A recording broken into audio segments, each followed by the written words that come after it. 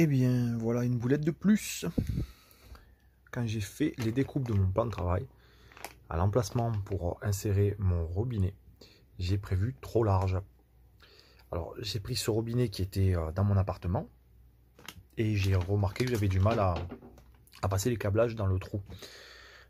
Du coup, j'ai voulu agrandir le trou en voulant bien faire et mauvaise idée.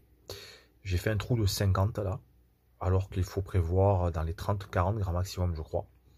Et du coup, comme on le voit, ma bague là, elle est limite, elle rentre, elle tombe presque dans le trou. Donc c'est pas bon, puisque la base de mon robinet ne tient pas correctement. Et en plus derrière, l'étrier, lui, il tombe carrément dans le trou. Je vais pas vous montrer parce qu'il tombe entièrement. Et du coup, ça sert absolument pas. Et donc, il faut bricoler une solution. Hein, on va pas sacrifier tout ça. On va rebricoler une solution. Première chose, je vais faire une base ici, une bague un peu plus grande. Ça, c'était un premier test. Dans laquelle va venir s'appuyer la bague de base de mon robinet. Mais donc, comme je dis, il faut que ça soit plus grand. Et avec un trou suffisant à l'intérieur, mais pas trop grand, pour pouvoir faire passer tous les flexibles.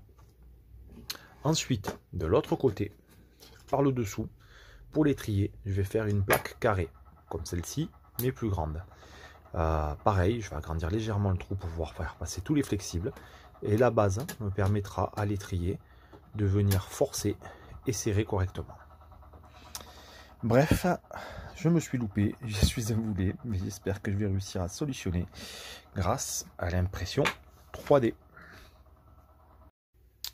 Voilà, j'ai terminé l'utilisation de mes impressions 3D, la couronne pour l'évier et le support pour l'étrier, et ça fonctionne parfaitement. Ça fait plus que le job. J'ai pu tout refixer, l'étrier vraiment supporte à fond. J'ai serré assez fort de manière à ce que ça ne bouge pas, et c'est vraiment bien fixé. Donc mission réussie, je suis content. J'ai pu rattraper cette boulette sans trop de difficultés finalement. Je n'ai plus qu'à remettre l'évier. Là j'ai tout rebranché. L'évier, il faudra que je silicone le tout. Mais c'est une mission réussie. Je peux maintenant dire que le robinet, la robinetterie est posée. Avec donc un col qui tourne et une douchette. C'est royal.